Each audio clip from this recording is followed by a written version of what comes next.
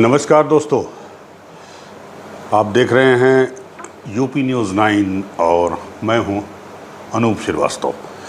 बहुत बहुत स्वागत है आपका। आपसे जुड़ चुका हूं। अगले आधे घंटे तक हम बातचीत करेंगे,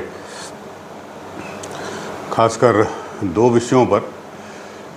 एक जो अखबार में छपी खबर है, मन मस्तिष्क को उसने झकझोर दिया है कि आखिर बच्चे के ऊपर पढ़ाई की कितनी प्रेशर डाली जाए।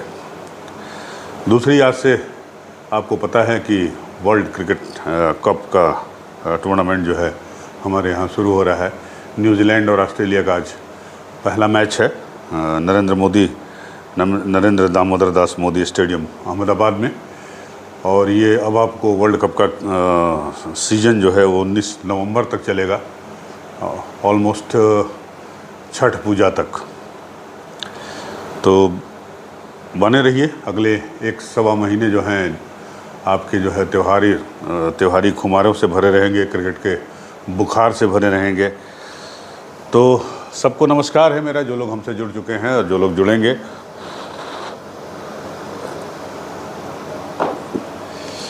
शुरू करते हैं पहली खबर से, जो हमारे हर घर की कहानी है, हमारे समाज की जो है कहानी है। हर माँ बाप ये चाहते हैं कि उनका बच्चा जो है वो क्लास में अच्छे नंबर लाए, जो वो चाहते हैं वो बने, वो पढ़ाई करे। लेकिन हर बार हर जगह हर बच्चा सफल नहीं होता, उनकी उम्मीदों पर खरा नहीं उतरता। तो इसका मतलब ये नहीं कि हमारा बच्चा जो है वो कमज़ोर है या फेल्योर है और वो जीवन में कुछ कर नहीं सकता। ऐसा बिल्कुल नहीं है। एक फ़िल्म आई थी 2008-9 में, आमिर खान की 3 इडियट्स, आपने देखी होगी कि किस तरह से जो है वो अगर आपके बच्चे में या किसी भी कैंडिडेट में जिस सब्जेक्ट के बारे में उसे रुचि है, जिसमें इंटरेस्ट है, जिसे वो जानना चाहता है, पढ़ना चाहता है, अगर उसमें उसे करने दिया जाए तो वो बहुत अच्छा कर सकता है। ये देखिए खबर छपी है, ये हर उन पेरेंट्स के लिए है जो अपने बच्चों पर बेजा दबाव डालते हैं पढ़ाई के लिए। ये देखिए, ये आरव नाम का बच्चा है। ये नवा टाइम्स के फ्रंट पेज पे छपी है, ये सारी अखबारों में खबर छपी है। ये इस बच्चे ने परसों कल रात जो है देर रात तकरीबन 3 बजे फांसी लगाकर आत्महत्या कर ली। क्यों किया? क्योंकि इसके पिताजी ने इसे रात को 3 बजे उठाकर पढ़ने के लिए बिठा दिया। 6 मंथली एग्ज़ाम इसके स्कूल में चल रहे थे। ये सिटी मॉन्टेसरी स्कूल का छात्र था और इसके 2 पेपर ख़राब हो गए थे। लिहाजा माँ बाप जो है वो बड़े चिंतित थे, टेंशन में थे कि पता नहीं मेरा बच्चा क्या करेगा। और उसने जो किया उसकी वो कल्पना भी नहीं कर सकते थे। और आज की तारीख में उनके हाथ से सब कुछ निकल चुका है। थोड़ी सी खबर मैं पढ़ देता हूँ, हो सकता है, मैं क्षमा चाहता हूँ अगर आपको मेरी ये बात बुरी लगे। हो सकता है आप में से बहुत पेरेंट्स ऐसे होंगे जो अपने बच्चों पर ऐसे ही प्रेशर डालते होंगे कि पढ़ो पढ़ो पढ़ो पढ़ो पढ़ो पढ़ो पढ़ो। सुन लीजिए खबर पहले, फिर बात करते हैं। बच्चा अपनी कैपेसिटी के हिसाब से नंबर लाएगा, आपकी उम्मीदों के हिसाब से नहीं। ये हर मनोचिकित्सक का कहना है, हर शिक्षाविद का भी कहना है। 14 साल का आरव चला गया जानकीपुरम इलाके की, लखनऊ के जानकीपुरम इलाके की आकांक्षा 2 सोसाइटी में रहता था। परिस्थितियां इशारा कर रही हैं कि आरव ने पढ़ाई के प्रेशर में आकर फांसी लगाकर जान दे दी। सीएमएस अलीगंज में पढ़ने वाला आरव 9वीं के हाफ ईयरली एग्ज़ाम दे रहा था। 2 पेपर ख़राब हो गए थे। पुलिस को मिली जानकारी के मुताबिक पिता ने उसे पढ़ाई के लिए समझाया था। बुधवार को अंग्रेजी का पेपर था। सुबह तड़के 3 बजे पढ़ने के लिए उठा दिया गया। पढ़ने बैठ गया तो घर वाले सोने चले गए।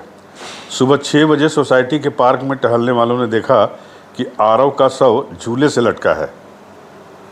ये महज हादसा नहीं है, ये पेरेंटिंग और एजुकेशन सिस्टम पे लगा सवालिया निशान है, जिससे ढेरों बच्चे परेशान हैं और उनकी आवाज़ कोई सुनने वाला नहीं है।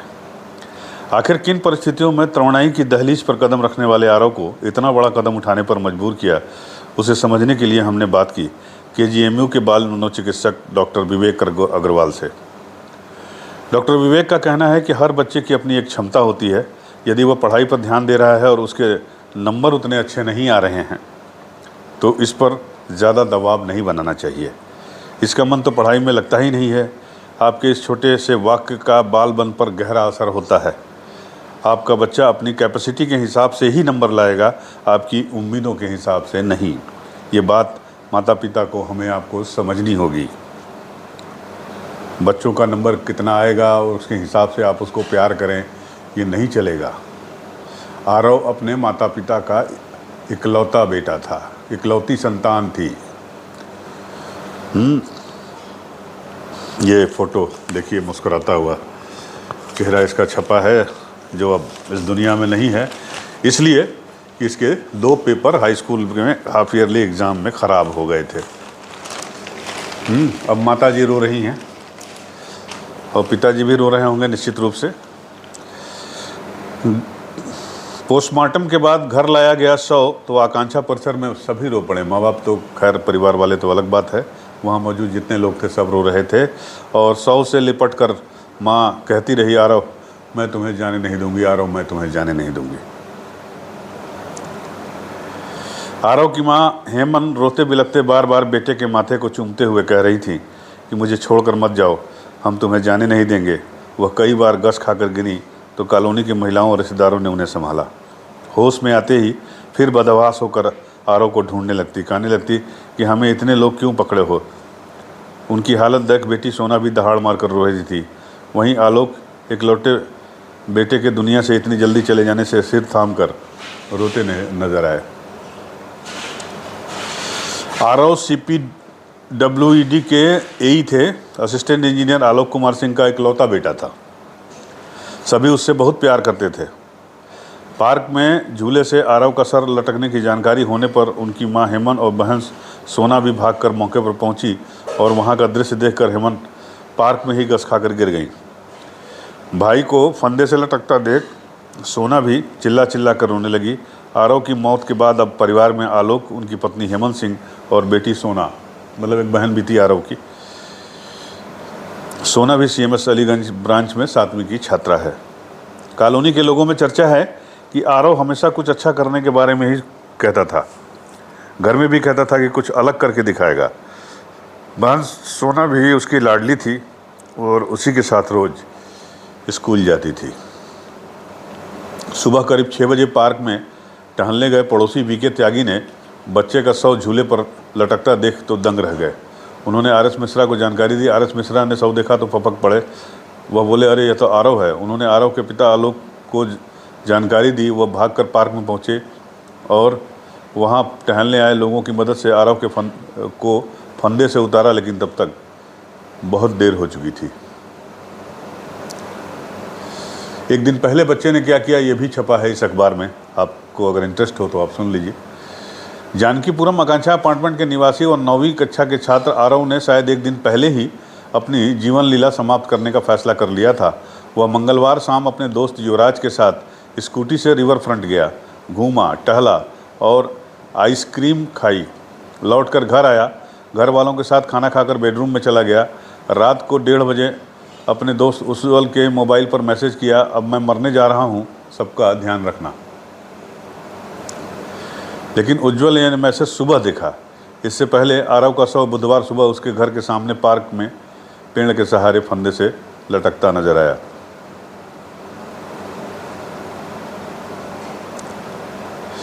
बुधवार को आरव का अंग्रेजी का पेपर था।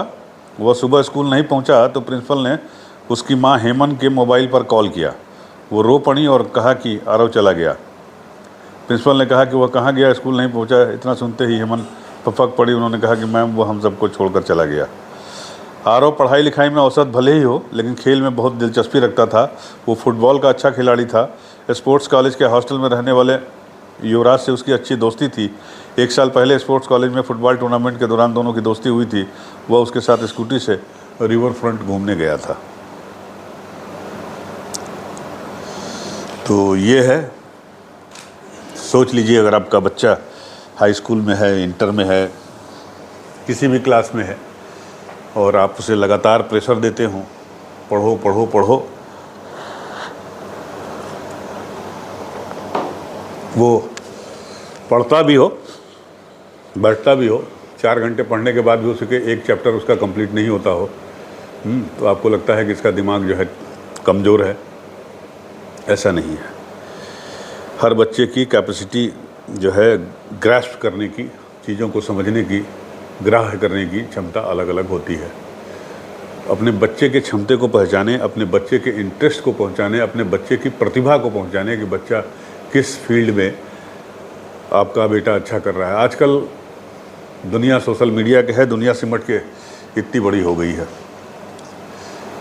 अब बहुत सारे रास्ते हैं, बहुत सारे तरीके हैं जिससे आप जीवन में सफल हो सकते हैं। ज़रूरी नहीं कि आपका बच्चा IIT ही क्वालिफ़ाई करे, आपका बच्चा IIM ही क्वालिफ़ाई करे, आपका बच्चा IAS बन जाए, आपका बच्चा PCS बन जाए, IAS PCS IIM IIT। इसके अलावा भी बहुत सारे ऐसे कैरियर हैं जिसमें बच्चे बहुत अच्छा कर रहे हैं। तो सबसे पहली और ज़रूरी बात यह है कि आप अपने बच्चे की प्रतिभा को पहचानें, उसके इंटरेस्ट को देखें कि वो उसका इंटरेस्ट किस तरफ से है। अब आरव जैसे इसने जान दे दी, इसका इंटरेस्ट फुटबॉल में था, तो पिता आलोक जी को चाहिए था कि वो उसके इस इंटरेस्ट को थोड़ा बढ़ावा देते, पढ़ाई भी करता वो, लेकिन अगर फुटबॉल में उसको वो प्रोत्साहित करते तो हो सकता था कि वो आगे चलकर एक बेहतरीन फुटबॉलर बन सकता था। लेकिन ऐसा नहीं हुआ, और जो हुआ वो सबकी उम्मीदों के बिल्कुल विपरीत हुआ, और आखिरकार उनके घर का चिराग जो है वो चला गया पढ़ाई के प्रेशर में। तो मैं उम्मीद करता हूँ कि जो भी पेरेंट्स मुझे देख रहे हैं या देखेंगे, वो इस बात को ध्यान रखेंगे, इस बात को सोचेंगे कि अपने बच्चों पर पढ़ाई के लिए अतिरिक्त अनावश्यक ज़बरदस्ती दबाव न डालें। उसे पढ़ने दें, उसे आगे बढ़ने दें, उसे अपने इंटरेस्ट के हिसाब से काम करने दें। हाँ, अनुशासन ज़रूरी है थोड़ा बहुत, लेकिन अनुशासन का मतलब ये नहीं कि आप जो है उस पर डिक्टेटरशिप लाद दीजिए और आप जो चाहते हैं वही वो करे, जो आपकी इच्छा है वही वो पढ़े, जो आपको सब्जेक्ट अच्छा लगता है वही वो पढ़े। ऐसा मत करिए। और हमारे न्यू एजुकेशन सिस्टम पॉलिसी में तो बहुत सारे ऐसे बदलाव किए गए हैं, और उम्मीद है कि उन बदलावों से जो हमारी शिक्षा पद्धति है, जो सिस्टम है, हमारा एजुकेशन सिस्टम है, उसमें काफ़ी कुछ जो है चेंज आएगा। बच्चों के ऊपर से प्रेशर भी कम होगा। तो उम्मीद करता हूँ कि ये खबर मुझे बड़ा झकझोर दिया इसने सुबह सुबह जब मैंने अखबार देखा। तो मेरी भी बिटिया जो है 11th में है, और उसके ऊपर भी उसकी मम्मी थोड़ा बहुत प्रेशर बनाती हैं, तो मैं कोशिश करता हूँ कि उसको प्रेशर ना मिले। बहरहाल आप भी कोशिश करिए कि आपके बच्चे को अनावश्यक प्रेशर न मिले, ताकि बच्चा ऐसा एक्सट्रीम कदम उठाने पे मजबूर हो जाए। तो चलिए बढ़ते हैं दूसरी खबर की तरफ, और पढ़ाई से खेल पे आ जाते हैं। अब ये कहते हैं ना कि कहावत हमारे समाज में बहुत पुरातन है कि पढ़ोगे लिखोगे तो होगे नवाब, खेलोगे कूदोगे तो होगे ख़राब। अब वो ज़माना चला गया। देखिए, ये पूरे पेज का विज्ञापन जो है वो सारे अखबारों में आज छपा है। क्यों छपा है कि आज से क्रिकेट का सबसे बड़ा जश्न जो है वो शुरू हो गया, और ये जश्न जो है ऑलमोस्ट आपका जो है 19 नवंबर तक मनाया जाएगा। और भारत भी जो है इसमें पार्टिसिपेट कर रहा है। भारत में ही ये चैम्पियनशिप हो रही है, जी हाँ, विश्व क्रिकेट कप। और आज पहला मुकाबला है 5 अक्टूबर को इंग्लैंड और न्यूजीलैंड के बीच में, अहमदाबाद के नरेंद्र मोदी स्टेडियम में खेला जाएगा। और स्टार स्पोर्ट्स पर आप ये देख सकते हैं। और पूरे 45 दिन तक ये चलेगा। पहला सेमीफाइनल जो है वो 15 नवंबर बुधवार को है, और आखिरी जो लीग मैच है वो इंडिया का नीदरलैंड से 12 नवंबर मेरे ख्याल से दीपावली है, 12 या 13 को। तो इंडिया का मैच जो है वो नीदरलैंड से है बेंगलुरु में, और उसके बाद 15 नवंबर को पहला सेमीफाइनल है मुंबई में, और 16 नवंबर को दूसरा सेमीफाइनल है कोलकाता में, और संडे 19 नवंबर को फाइनल खेला जाएगा अहमदाबाद के नरेंद्र दामोदर दास स्टेडियम में, जो दुनिया का सबसे बड़ा स्टेडियम है। और पहला मैच भी आज यहीं खेला जा रहा है। तो उम्मीद है कि जो क्रिकेट प्रेमी हैं वो इसका पूरा लुत्फ़ उठाएंगे, पूरा इंतज़ार होगा उनको इस मैच का। मुझे भी इंतज़ार था। लखनऊ में भी 5 मैच खेले जाएंगे इकाना स्टेडियम में। तो अब जो इसमें दावेदार हैं वो कौन कौन हैं? तो सबसे बड़े दावेदार तो हम हैं, यानी हमारी टीम इंडिया, हाँ, टीम भारत जो कह लीजिए। जिस टीम के पास प्रचंड फॉर्म में चल रहे ओपनर शुभमन गिल हों, ओडीआई के टॉप बॉलर सिराज हों, फॉर्म में चल रहे फिरकीबाज कुलदीप हों, बड़े मौक़ों पर बढ़ चढ़कर परफॉर्मेंस करने वाले रोहित, विराट जैसे दिग्गज हों, उसको खिताब का प्रबल दावेदार तो माना ही जाएगा।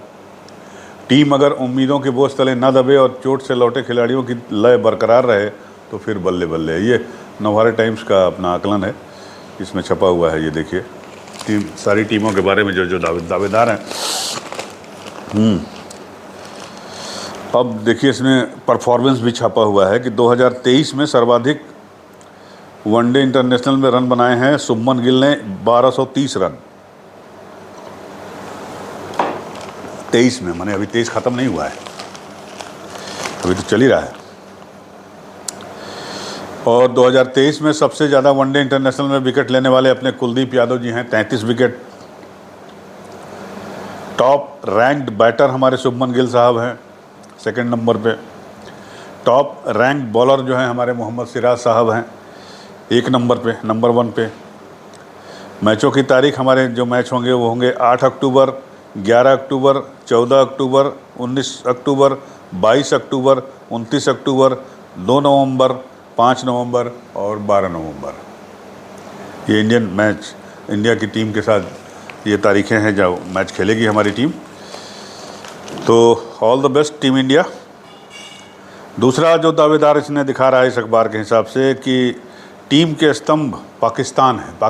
पाकिस्तान में टीम के स्तंभ वनडे फॉर्मेट के टॉप बैटर बाबर आजम, मोहम्मद रिजवान भी उम्दा विकेट कीपर बैटर हैं, शाहीन शाह लेफ्ट आर्म के बेस्ट ओपनिंग बॉलर में से एक हैं। टीम मुख्य तौर पर इन तीनों के इर्द गिर्द घूमती है। नसीम शाह का चोटिल होना टीम के लिए एक बड़ा झटका है। प्रेशर मैचों में नहीं बिखरे तो टीम अच्छा कर सकती है। अंतिम 4 तक पहुंचना टीम के लिए एक बड़ा चैलेंज होगा। पाकिस्तान के बारे में ये आकलन है। अब इसमें इनके खिलाड़ियों के कुछ परफॉर्मेंस भी दिए हुए हैं कि 16 मैच खेले हैं इन्होंने इस साल, 10 जीते हैं, 5 हारे हैं, 1 में नो रिजल्ट है। और 2023 में सर्वाधिक वनडे इंटरनेशनल रन बनाने का कारनामा जो है बाबर आजम ने किया है 745 रन। और 2023 में सर्वाधिक वनडे इंटरनेशनल विकेट लेने वाले हैं शाहीन शाह अफरीदी, 24 विकेट ले चुके हैं। अफरीदी इनके बहुत बढ़िया बॉलर हैं।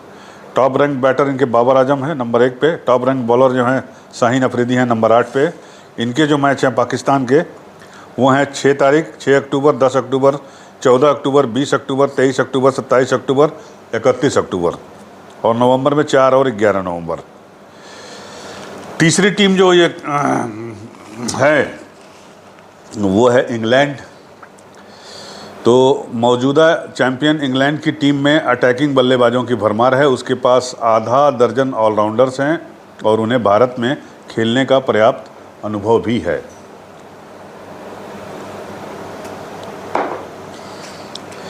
बेन स्टोक्स के शामिल होने से टीम को और मजबूती मिली है। उसके बल्लेबाजों के लिए भारतीय परिस्थितियों में स्पिनर्स के खिलाफ ढलना एक बड़ी चुनौती होगी। वैसे यह टीम एक बार फिर खिताब की प्रबल दावेदार है। पिछली चैंपियन यही है, आपको पता ही है। आईसीसी में इनकी रैंक है 5th रैंक पे है ये। इस साल जो है 12 मैच खेले हैं, 7 जीते हैं, हारे हैं 4, नो रिजल्ट 1। 2023 में वनडे इंटरनेशनल में सबसे ज़्यादा रन इनके बैट्समैन डेविड मलान ने बनाए हैं 591 रन और सबसे ज़्यादा विकेट वनडे इंटरनेशनल में लिए हैं आदिल रशीद ने 15 विकेट। टॉप रैंक बैटर इनके हैं इंग्लैंड के डेविड मलान 14वीं रैंक पे हैं, और टॉप रैंक बॉलर जो हैं इनके क्रिस वोक्स 12वीं पायदान पे है। मैच की तारीख इनकी जो है इंग्लैंड की अगर हम बात करें तो 5 अक्टूबर, 10 अक्टूबर, 15 अक्टूबर, 21 अक्टूबर, 26 अक्टूबर, 29 अक्टूबर, 4 नवंबर, 8 नवंबर और 11 नवंबर को।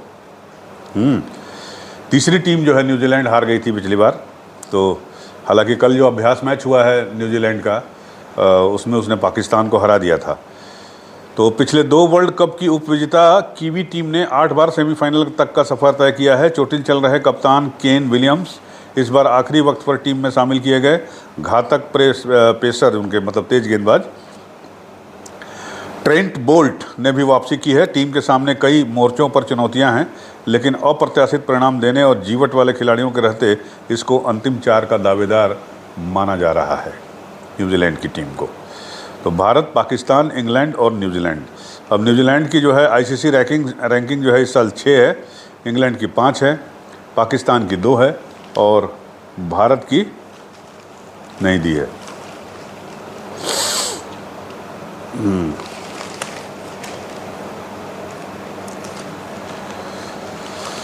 तो ये है। अब न्यूजीलैंड का परफॉर्मेंस जो है 2023 में सर्वाधिक वनडे इंटरनेशनल डेविड मिचेल ने बनाया है 652, और 2023 में सर्वाधिक वनडे इंटरनेशनल लिया है न्यूजीलैंड के मैट हेनरी ने 14 विकेट। टॉप रैंक बैटर इनके हैं केन विलियम 28,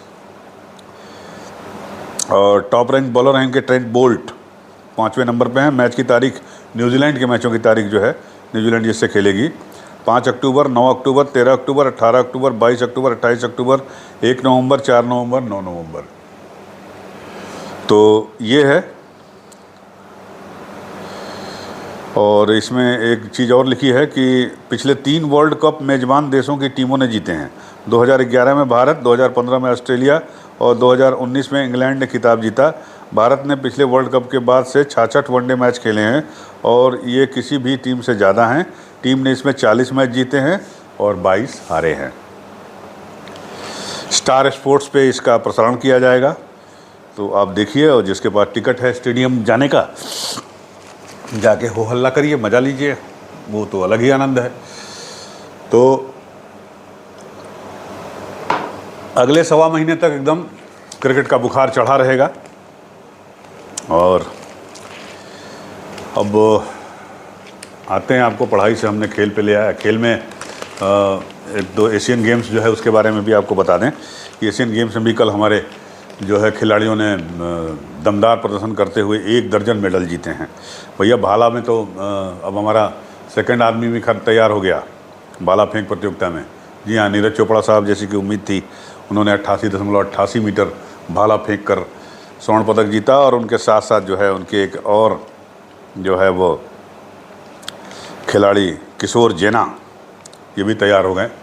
इन्होंने रजत पदक जीत लिया और ओलंपिक का टिकट कटा लिया। किशोर जेना ने 87.54 मीटर के साथ रजत पदक हासिल किया। उसके बाद अनस मोहम्मद याहिया, अमोद जैकब, मोहम्मद अजमल वी और राजेश रमेश की चौकड़ी ने पुरुषों की 4x400 मीटर रिले दौड़ में स्वर्ण पदक जीत लिया। भारतीय तीरंदाजों ज्योति सुरेखा वेन्नम और ओजस देवताले ने साउथ कोरिया की जोड़ी को हराकर कंपाउंड मिक्स्ड टीम इवेंट में गोल्ड मेडल जीता तीरंदाजी में। तो 11वें दिन भी भारत का शानदार प्रदर्शन रहा और कुल 12 मेडल भारत के खाते में आए, और इसके साथ ही पदकों की संख्या जो है हमारी 81 हो गई है, 81। जकार्ता को हम क्रॉस कर गए और अभी भी उम्मीद है कि हम जीत सकते हैं कई पदक। तो ये देखिए, जैसे जहाँ जीत सकते हैं उसके लिए मैं बता दूं आपको। तो ये हो गया कि पुरुष की हमारी जो हॉकी टीम है वो साउथ कोरिया को 5-3 से हराकर फाइनल में पहुंच गई है। अब उसका जापान से होगा, जापान को तो हरा ही देगी, तो गोल्ड मेडल यहाँ भी मिल जाएगा। ब्रिज में भारतीय पुरुष टीम ने चीन को 2-1 से हराकर फाइनल में जगह बनाई। गोल्ड के लिए उसे हांगकांग से भिड़ना है, इसमें भी पदक पक्का है। स्क्वैश में सौरभ घोषाल, दीपिका पल्लिकल और हरिंदर पाल संधू भी फाइनल में पहुंच गए, यहाँ भी गोल्ड मिल सकता है। तो अभी 2-3 गोल्ड और पक्के हैं। तो कुल मिलाकर मुझे तो लगता है कहीं ऐसा ना हो कि हम लोग इस बार 90 का आंकड़ा छू लें, तो बढ़िया होगा ये। बहरहाल जो मेडल टेबल है उसमें चीन, बाप रे बाप, 171 गोल्ड, 94 सिल्वर, 51 ब्रॉन्ज, 316 पदक। जापान 37 गोल्ड, 51 सिल्वर, 59 ब्रॉन्ज, 147 पदक टोटल है। कोरिया 33 गोल्ड, 45 सिल्वर, 70 ब्रॉन्ज, 148 इनके पास है। जो फर्स्ट सेकंड थर्ड जो है तीनों 100 से ऊपर हैं। चाइना तो 316 है, उसका तो कोई मुकाबला ही नहीं है। और भारत जो है हमारा 18 गोल्ड, 31 सिल्वर, 32 ब्रॉन्ज के साथ 81 मेडल लेके चौथे स्थान पे है। और 5वें स्थान पे उज्बेकिस्तान है, 16 गोल्ड, 16 सिल्वर और 22 ब्रॉन्ज, 54 पदक जीते हैं। उज्बेकिस्तान का भी प्रदर्शन काफ़ी अच्छा है। और चीन ताइपे, जिसको ताइवान के नाम से भी जानते हैं, 12 गोल्ड, 14 सिल्वर, 20 ब्रॉन्ज, 46 पदक। तो ये है। और अब जो है पढ़ाई हो गई, खेलकूद हो गया, क्रिकेट हो गया, और अब आते हैं थोड़ा पॉलिटिक्स में। तो पॉलिटिक्स में एक खबर कल से काफ़ी जो है हंगामा मचाए हुए है कि इन्फोर्समेंट डायरेक्टरेट की टीम ने जो है कल संजय सिंह के घर पे छापा मारा था। और उसमें जो है तलाशी हो रही थी। और शाम होते होते ईडी ने संजय सिंह, जो कि आम आदमी पार्टी के नेता हैं, उत्तर प्रदेश के प्रभारी हैं, मेरे अच्छे जानने वाले हैं, और उसमें जो है वो राज्यसभा के सांसद भी हैं, तो उनको अरेस्ट कर लिया उस शराब घोटाला कांड में, जिसमें दिल्ली के पूर्व डिप्टी सीएम मनीष सिसोदिया जो है जेल में हैं। और उसी के सिलसिले में जो है संजय सिंह से भी पूछताछ की कल ईडी ने, और शाम होते होते उनको गिरफ्तार कर लिया। केजरीवाल का रिएक्शन आया है कि ये एक हारते हुए आदमी की आखिरी कोशिश है। ये अखबार में देखिए फ़ोटो भी छपी है संजय सिंह की, उसके साथ ईडी के अधिकारियों के साथ बैठे हैं गाड़ी में। प्रवर्तन निदेशालय ने दिल्ली आबकारी नीति मामले में बुधवार को आप के राज्यसभा सदस्य संजय सिंह को गिरफ्तार कर लिया। इससे पहले दिन में एजेंसी ने संजय सिंह के आवास पर छापा मारा था। इसके बाद उनकी गिरफ्तारी की गई। अधिकारियों ने बताया कि मामले से जुड़े अन्य लोगों के परिसरों पर भी छापे मारे गए हैं। ईडी ने पहले संजय सिंह के स्टाफ और उससे जुड़े लोगों से पूछताछ की थी। आरोप है कि शराब व्यापारियों को लाइसेंस देने के लिए दिल्ली सरकार की आबकारी नीति ने गुटबंदी को बढ़ावा दिया और कुछ डीलरों को फ़ायदा पहुंचाया, जिन्होंने इसके लिए कथित तौर पर रिश्वत दी। संजय सिंह की गिरफ्तारी के बाद दिल्ली के सीएम अरविंद केजरीवाल ने कहा कि ये भारतीय जनता पार्टी का हताशा भरा कदम है। ये एक हारते हुए आदमी की आखिरी कोशिश है। बीजेपी ने कहा कि एजेंसियों के पास अब पुख्ता सबूत हैं। जांच की आंच अब सीएम अरविंद केजरीवाल तक भी पहुंच सकती है। ये एक वार्निंग है, ये लिखा है इसमें। अब मनीष सिसोदिया की जमानत के लिए उसमें सुप्रीम कोर्ट गए थे सुनवाई करने, मतलब जमानत लेने के लिए। तो उसकी भी कल सुनवाई थी। तो उसमें सुप्रीम कोर्ट ने दिल्ली से पूछा है, मतलब जांच एजेंसी से, ईडी से पूछा है कि दिल्ली के पूर्व डिप्टी सीएम मनीष सिसोदिया की जमानत अर्जी पर सुनवाई के दौरान सुप्रीम कोर्ट ने ईडी और सीबीआई से ये सवाल पूछा कि जब आरोप है कि राजनीतिक पार्टी बेनिफिशरी है, मतलब आम आदमी पार्टी को फ़ायदा हुआ है, पार्टी फंड में गया होगा जो भी हो पैसा, तो अगर गया है तो उसे आरोपित क्यों नहीं बनाया गया। ईडी और सीबीआई के वकील ने कहा कि वो गुरुवार, आज गुरुवार है, हाँ आज गुरुवार है, तो आज वो उसका जवाब देंगे। उनकी भी जमानत के पे सुनवाई हो रही है मनीष सिसोदिया की। उनकी पत्नी की तबीयत ठीक नहीं रहती, काफ़ी परेशान रहती हैं वो, तो उनकी उसके लिए उसी आधार पर उनको जमानत के लिए उन्होंने अर्जी दी है सुप्रीम कोर्ट में। तो सुप्रीम कोर्ट ने ये सवाल पूछा है, अब इसका जवाब जो है वो आज सीबीआई और ईडी के वकील जो है सुप्रीम कोर्ट में देंगे।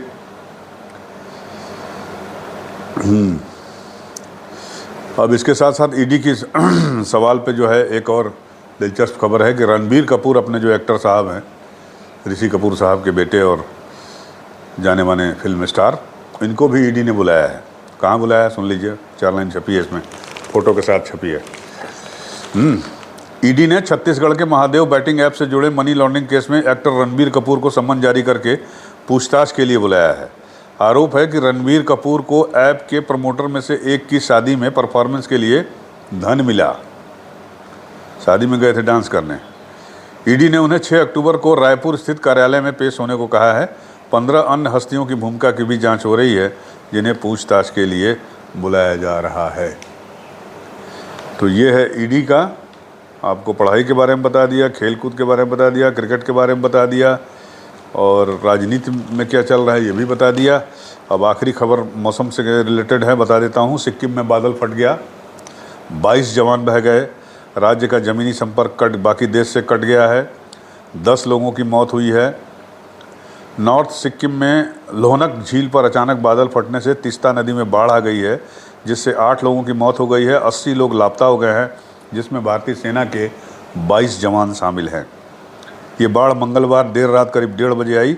घाटी के प्रतिष्ठानों को इसके चपेट में आ गए। सेना के मुताबिक बादल फटने, बाढ़ आने और एक बांध से पानी छोड़े जाने के कारण स्थिति और बिगड़ गई। चुंगथांग बांध से अचानक पानी छोड़े जाने के कारण झील के जलस्तर में 15 से 20 फुट तक जो है बढ़ोतरी हो गई। गैंगटोक से 30 किलोमीटर दूर सिंगताम में स्टील से बना पुल तीस्ता नदी के पानी में पूरी तरह से बह गया। सिंगताम के पास बारदांग में खड़े सेना के 41 वाहन डूब गए और सेना के 22 जवान लापता हो गए। कई जिलों में स्कूल 8 अक्टूबर तक बंद रहेंगे। सिक्किम और देश के बाकी हिस्सों से मुख्य संपर्क राष्ट्रीय राजमार्ग 10 के कुछ हिस्से भी बह गए हैं। तो ये एक त्रासदी है, प्राकृतिक आपदा, जिससे हमारा सिक्किम जूझ रहा है। उम्मीद करता हूँ कि जो 22 जवान लापता हुए हैं उनके वो सुरक्षित होंगे। ईश्वर से यही प्रार्थना है और आपसे भी प्रार्थना है कि अब आज के लिए बस इतना ही। आप हमारे चैनल को लाइक करते रहिए, सब्सक्राइब करते रहिए, अपना स्नेह बनाए रखिए और बहुत बहुत आप लोगों को प्यार, शुभकामनाएं। मिलते हैं फिर आपसे अगली वीडियो में। नमस्कार।